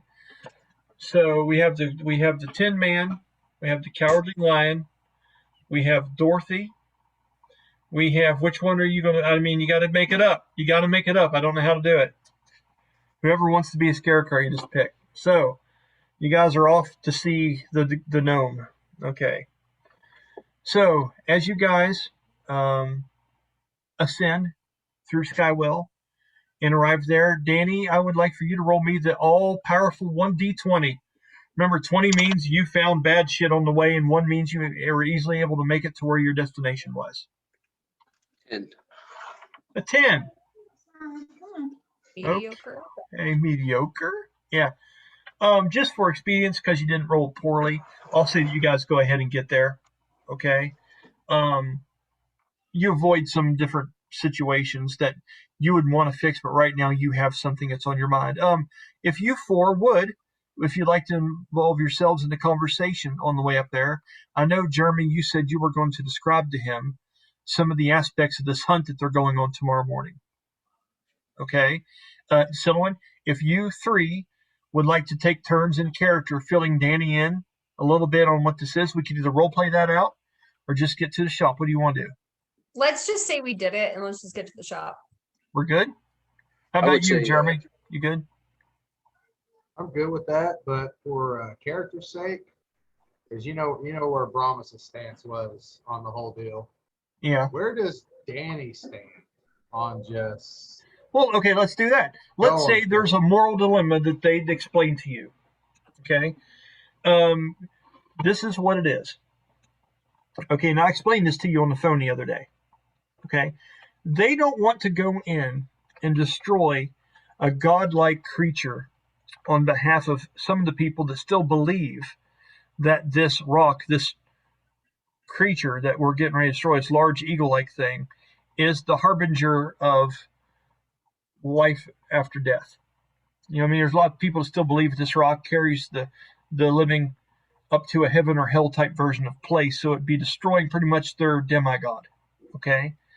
But there are also other people there that this thing has attacked, has killed.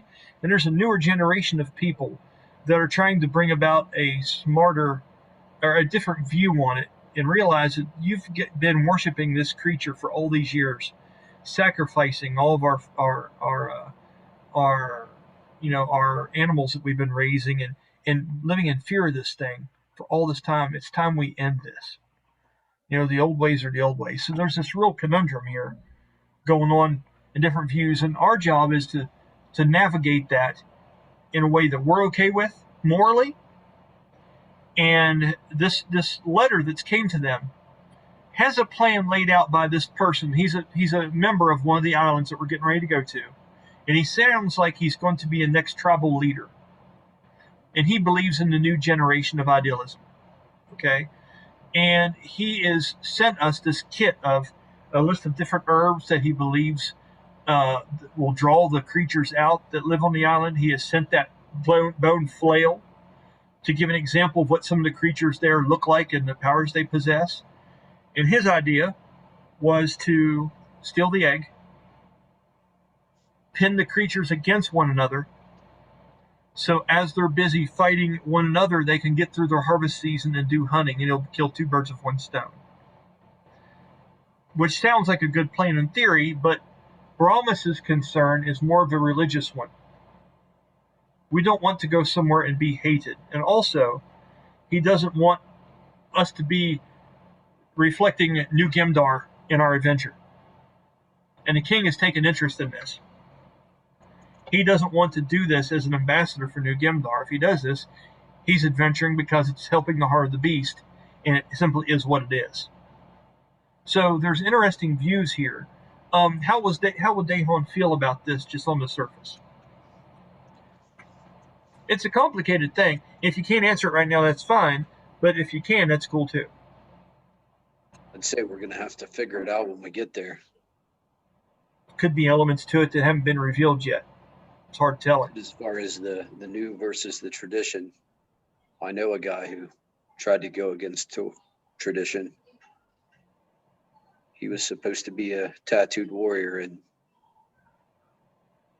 well, sometimes destiny has its own course. Brahmas, you have a response for that, since you're kind of the one that wants to do this? I agree that there's still a lot to figure out on this. Can you turn up your mic a little bit, bud? I can barely hear you. I agree that there's more to figure out about this. I don't like the idea of just going to kill someone's god. What have the gods done for us? This is true, but they are not our gods.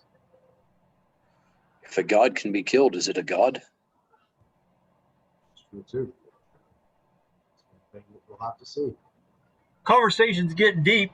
Sylowen is hearing this. Tamyra, do you chime in if anything in particular? You are a paladin.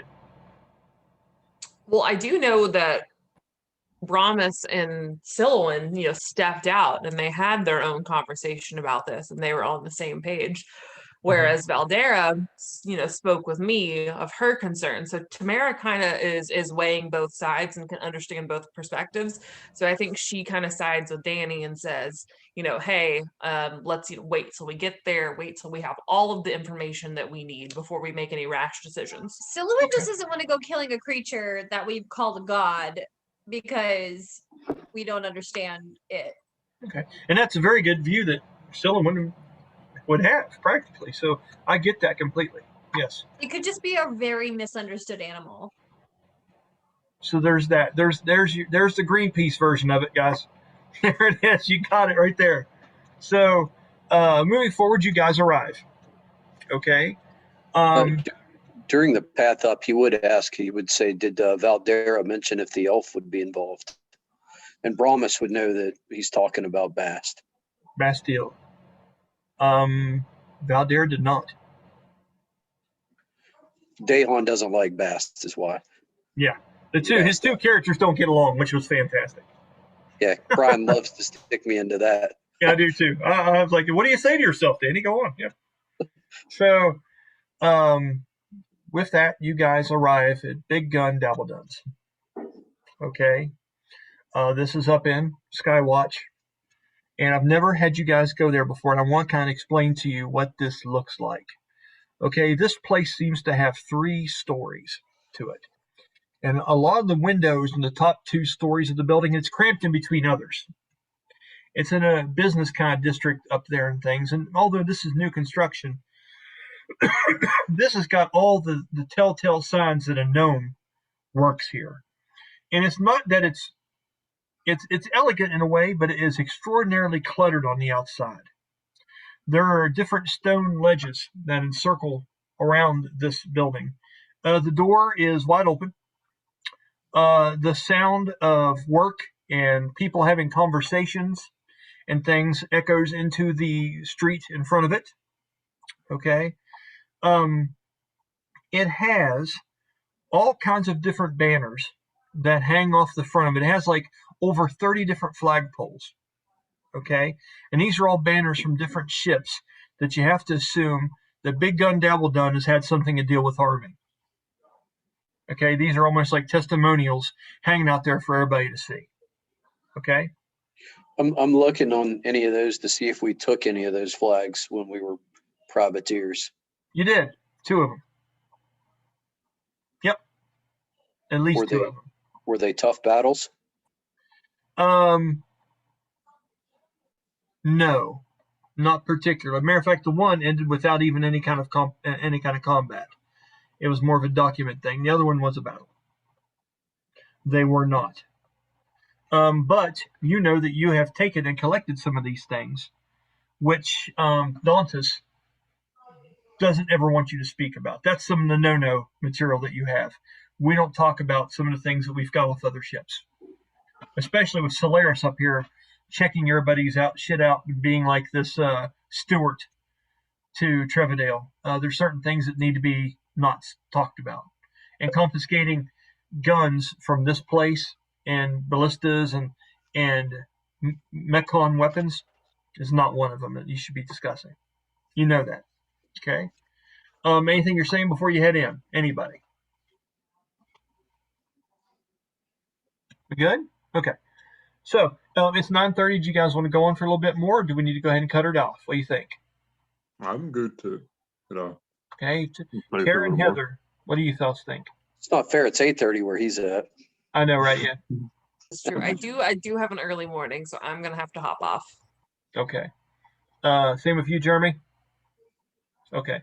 So we will pick up you guys getting ready to go into the shop. And I will hang out with Hunter for just a little bit. Sha-dae, do you need to get off here?